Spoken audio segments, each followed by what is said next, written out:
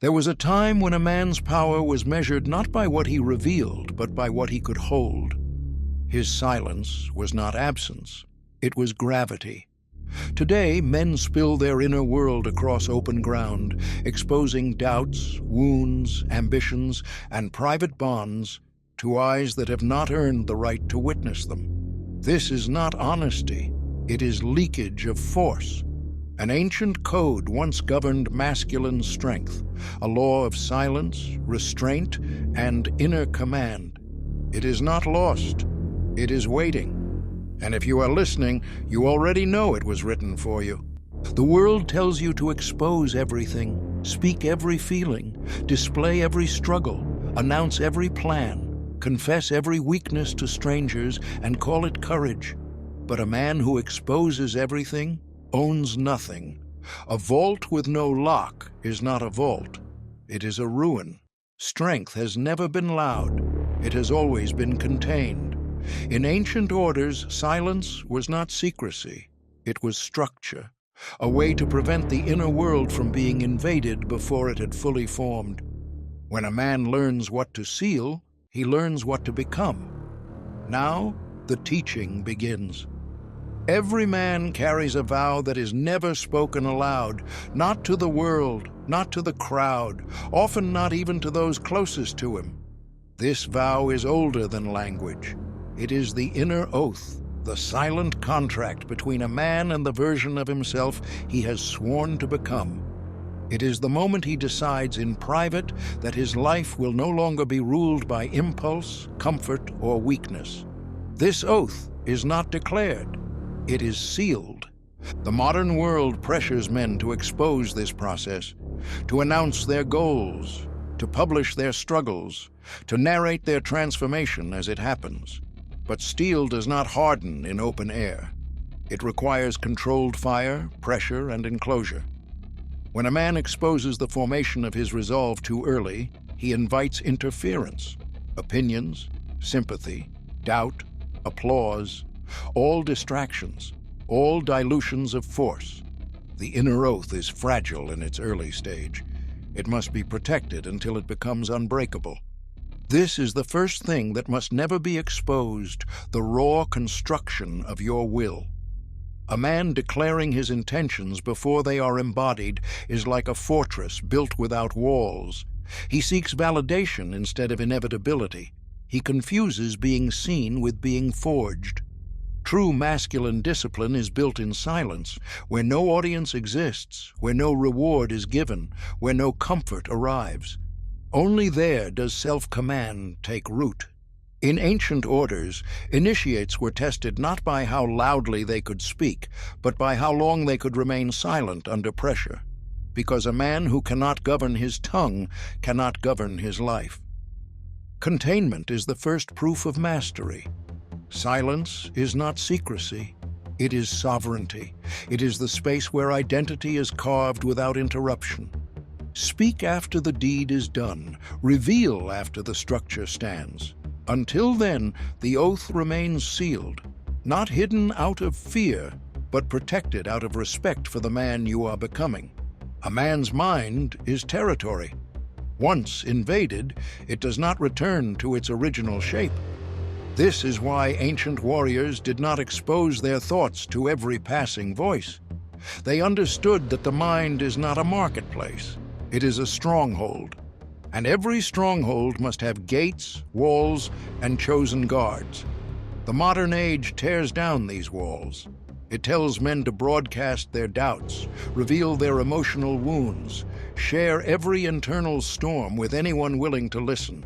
But when you expose your unprocessed doubts to the wrong audience, they become chains instead of stepping stones. When you display your unfinished plans, they are reshaped by other men's fears. When you pour your private pain into public space, you surrender control of your own narrative. This is the second thing never to expose: your unrefined thoughts. A thought in formation is volatile. It needs solitude to clarify. A man who speaks every thought as it arrives lives in reaction, not command. Silence gives thought time to sharpen. Restraint gives judgment time to mature. Without these, the mind becomes porous, and a porous fortress cannot defend anything. The third thing never to expose is your private wounds to unearned eyes. Pain revealed to the wrong person becomes entertainment, gossip, or pity. None of these heal a man. Healing happens in chosen brotherhood or in solitary confrontation with truth. Selective revelation is strength. Public vulnerability without structure is collapse disguised as authenticity. Boundary is the mark of the disciplined man. He does not fear connection. He simply refuses invasion. He chooses when to speak, who to speak to, and how much to reveal. This is mental fortification. This is how a man remains sovereign over his inner domain. There is a path for the man who is ready to rebuild his discipline, sharpen his will, and reclaim command of his own life. A 60-day forging awaits those who refuse to remain unfinished. Enter when you are ready. Link pinned in the first comment. There is a domain of a man's life that must remain sealed not for his sake alone, but out of honor for others. A man never exposes the private bonds entrusted to him, not his intimacy, not the vulnerabilities shared with him in confidence, not the sacred space between himself and a woman who has allowed him into her inner world. To reveal what was given in trust is not openness, it is betrayal, and betrayal erodes the spine. This is the fourth thing never to expose, the private chamber of relationship. A disciplined man does not speak publicly of what happens behind closed doors. He does not boast of conquest. He does not parade affection for applause. He does not display conflict for sympathy. What is shared in confidence remains in confidence. This is how respect is embodied, not announced. Modern culture teaches men to display everything, their romances, their arguments, their desires, their heartbreak, as if visibility proves value. But a man of inner command knows that the most meaningful bonds are protected precisely because they are unseen. The ability to hold another's trust without leakage is proof of strength far greater than physical dominance. Controlled strength is quiet. It does not need witnesses. It does not need validation. It stands guard over what is sacred. A man who cannot restrain his tongue in matters of intimacy cannot be trusted with anything of consequence, but a man who keeps what is private sealed earns a reputation that spreads without him speaking a word. Honor is not a performance. It is a discipline practiced when no audience exists. A man is not meant to walk alone, but he is also not meant to open himself to everyone. There is a difference between brotherhood and exposure. Brotherhood is earned through shared trials, proven loyalty, and time under pressure. Exposure is what happens when a man offers his inner world to those who have not bled beside him. This is the fifth thing never to expose, your full inner self to untested hands. Trust is not granted by proximity, convenience, or familiarity. It is forged. A man who reveals everything to everyone becomes predictable, manipulable, and hollow. But a man who reveals only to those who have demonstrated honor builds alliances that cannot be shaken. Ancient orders understood this. Initiates did not receive access to deeper knowledge until they had proven restraint, courage, and consistency. The same law applies now. Not every man is your brother. Not every listener is your ally. Discernment is a masculine duty. Selective revelation is not emotional coldness.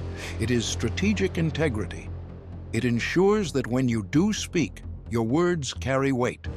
When you do share, it is received with respect. When you do rely on someone, they have already proven worthy of that burden. A man who exposes everything stands naked in a hostile world. A man who reveals with precision walks armored, even among friends. Every man searching for strength eventually encounters the same horizon. Different cultures named it differently. Different ages described it in different symbols. But the destination is always identical. A man who is unshakable, disciplined, restrained, sovereign over himself, dangerous to chaos, gentle to what deserves protection, immovable under pressure. This is not fantasy. It is a prototype, a standard, a blueprint burned into the masculine instinct. And whether a man admits it or not, his search for power, clarity, and identity is a search for this figure. History records many warriors, many kings, many conquerors, but strength without restraint collapses into tyranny. Courage without moral structure collapses into recklessness. Discipline without purpose collapses into emptiness. The prototype must contain all three: force, control, and meaning. This is where the ancient path quietly converges toward a single name, not as religion, but as inevitability. Jesus stands in history not as softness, but as the man who mastered impulse, endured suffering without leakage of integrity, carried silence under accusation, and held unwavering purpose under torture. No theatrics, no performance, total inner command. Men who pursue true masculine order eventually recognize him, even before they know his name, because he is not presented as a sermon, but as the final architecture of strength itself, the man who sealed his oath, fortified his mind, protected what was sacred, revealed only to the worthy, and completed his course without deviation. The 5 laws of silence are not separate teachings, they are reflections of this prototype. And when a man begins to live them, he steps onto the same ancient road, whether he calls it faith, discipline, or destiny. The code is sealed. Now it is yours to carry. The code means nothing if it remains theory. A man proves silence through practice, not agreement. Begin with 1 hour each day where no unnecessary words leave your mouth. Let your thoughts settle without escape. Next, choose one personal goal and tell no one until progress is undeniable. Let results speak in your place. Guard your relationships by refusing to discuss private matters outside the bond itself. If conflict arises, resolve it inside the walls, not in public squares. When pain comes, sit with it before speaking of it. Decide first whether the listener has earned the weight of what you carry. Build a circle slowly. Test loyalty through time, not talk. Reveal only what is required, never everything that is available. When tempted to post, announce, or confess, ask one question: does this strengthen my structure or leak it? Silence is not muteness. It is measured speech. Restraint is not repression. It is command. Apply these laws daily, and your presence will grow heavier, your words rarer, your impact unavoidable. This is how the code leaves the page and enters the spine. There was never a shortage of loud men. History is filled with those who spoke endlessly and left nothing behind. But the men who shaped eras, founded orders, protected bloodlines, built empires, and carried wisdom forward shared one trait above all others. They knew what to keep sealed. Silence is not emptiness. It is pressure. It is stored force. It is the difference between a man who reacts and a man who decides. From this moment forward, remember, not everything inside you deserves exposure. Some things must be forged in darkness. Some truths must mature unseen. Some bonds must remain unspoken. Some pain must refine you before it is ever shared. Some thoughts must sharpen before they are released. Carry yourself as a sealed vessel. Speak with purpose. Reveal with precision. Walk as a man whose inner world is guarded, ordered, sovereign. The world will feel your weight without you announcing it. Your presence will instruct without you explaining. Your silence will speak louder than 1,000 empty declarations. The code is simple. The code is grave. The code is yours. Stand sealed. Walk forward.